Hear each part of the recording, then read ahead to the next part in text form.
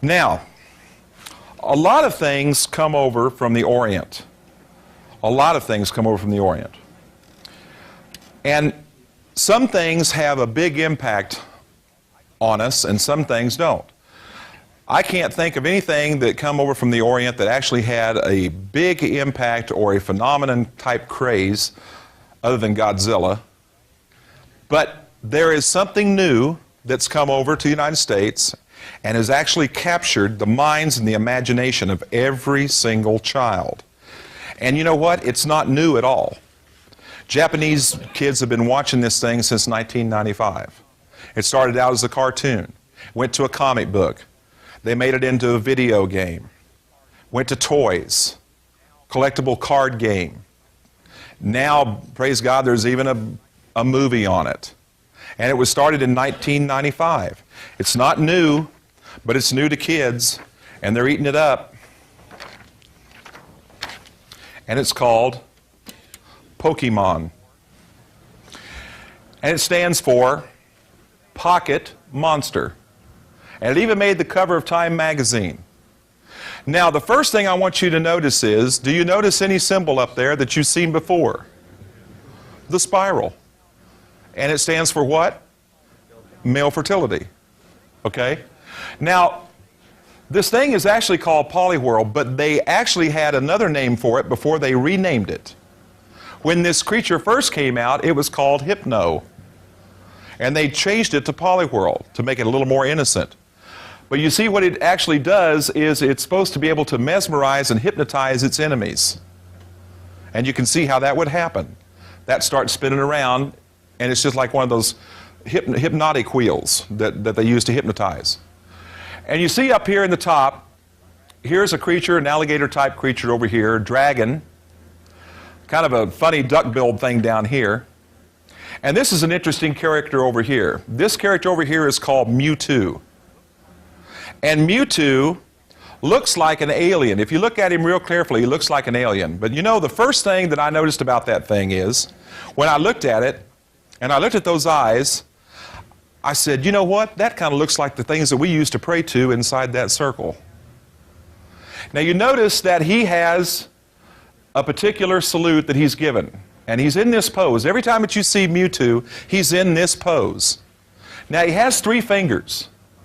And those 3 fingers are always sticking out like that. Now, he doesn't have 5 fingers like we do. He has 3. But if they were the 3, on us, they'd be this. And that doesn't mean hook 'em horns, doesn't mean I love you, doesn't mean one more, it means hail Satan. It's the satanic salute that all Satanists identify themselves with. And it says here, you look here, it says for many kids it's now an addiction. Very much so. Cards, video games, toys, a new movie, is it bad for them?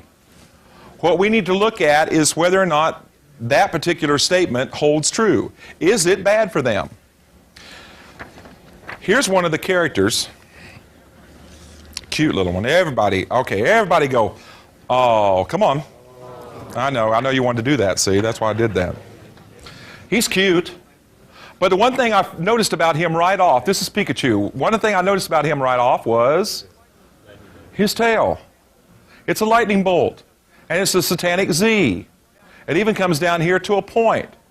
Now, just by looking at him alone is not enough to really be able to say, okay, yeah, that's bad, or that's satanic.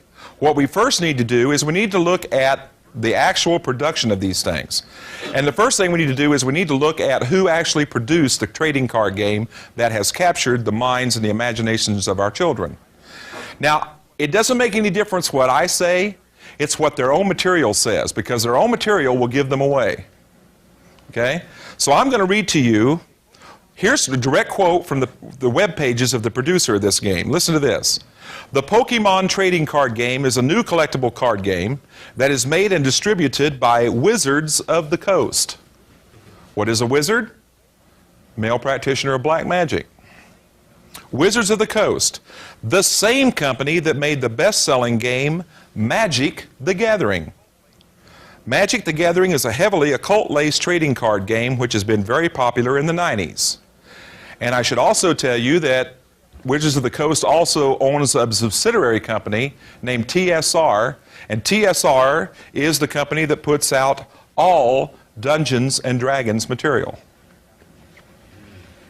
So let's look at Magic the Gathering, because this is the same company that puts out Pokemon. So let's see where they're coming from.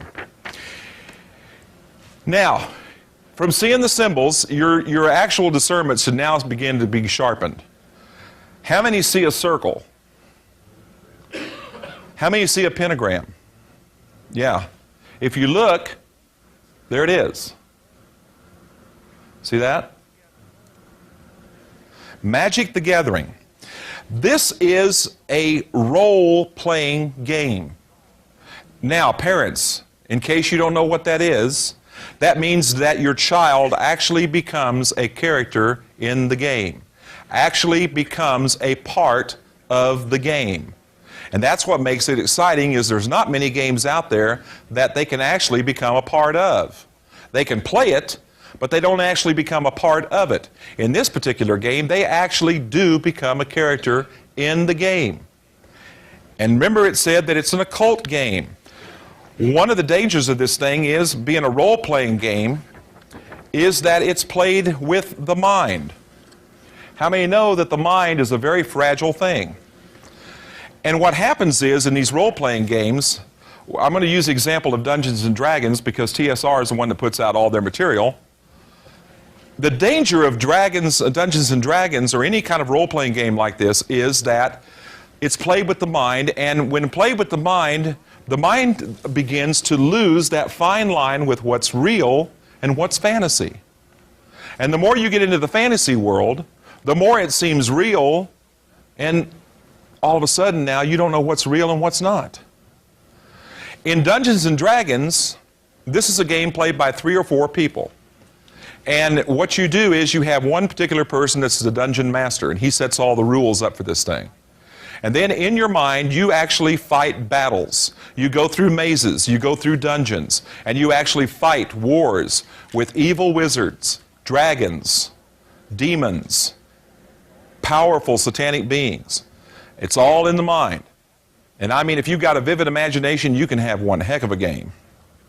And what happens is that you can play this game for 10 to 12 years. Because the object is, as long as your character is alive, you're in the game. Once your character dies or gets killed in that particular game, you're out. So you can imagine that if a person loses touch with reality and now they've actually become that character, guess what? Anything that happens to that character now happens to them. And there's overwhelming evidence, psychiatrists and psychologists both tell us, there's overwhelming evidence showing that a lot of teenage suicides that are caused by Dungeons and Dragons are caused because the player has finally lost touch with reality. And what's happened to them now, they actually feel a psychic bond with that character. And so the character gets killed off and no longer in the game. You have no purpose, because all your purpose was for the last 10 to 12 years was playing Dungeons and Dragons.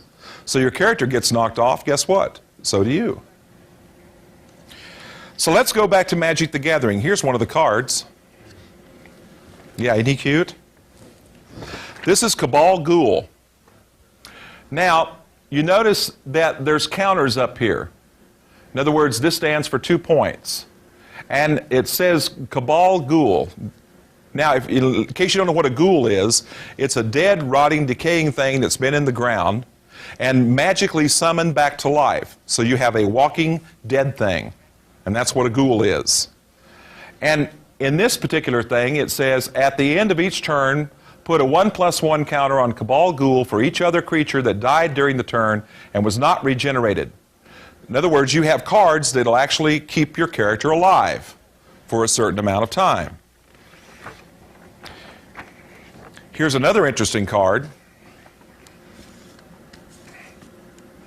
because it's called the All Hallows Eve card.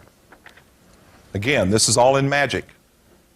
Magic the Gathering. By the way, there was a news clip that I read about 2 weeks ago that spoke of a young boy in Maine. I don't remember what the town was, but it was in Maine. And he came home one day and asked his mother about Magic the Gathering, and said that the teacher had decided to use Magic the Gathering, this card game, as a new and exciting way to teach mathematics in school, in their class. And they even formed what was called a magic club, and that all the kids were part of this magic club. Well, the mother said, well, you're not going to become a part of that. You're not going to be in that. But one of the kids had given him one of the cards, and that card he showed to his mother. And that card was called Necromancer. And on that card, it showed spiritual beings actually being risen up out of the ground, out of their grave. And then he asked his mother, what does summon mean? And she said, why do you ask that? And she said, he told her, he said, because all the kids on recess go outside on the school grounds, pick up huge sticks, wave them in the air, and say, spirits, enter me. True. This is All Hallows Eve. Again, 2 points symbolized by 2 skulls. Here's your demonic black cat. I guess it's a black cat. I've never seen anything look like that. There's your demon in the middle. Jack-o'-lantern, full moon. And it says this card is called sorcery. Sorcery comes from the Greek word pharmakeia. It's where we get the word pharmaceutical. In occultism, it's witchcraft through drugs. Sorcery. And it says put 2 counters on this card. Remove a counter during your upkeep. And when you remove the last counter from All Hallows Eve, all players take all creatures from their graveyards and put them directly into play. Treat these creatures as though they were just summoned. You choose what order they come into play. Remember that, again, this is a role-playing game. This is called the Magician. I wonder why. Here you see the man kneeling, and look, he's forming with his hands the triangle. Right there. And he's kneeling in front of a flame. There are the crescent moons behind him. Over here can only be demons. Hellfire all around here. And it's called the Magician. And these are collectible cards. And these are cards that one day your child may come home with.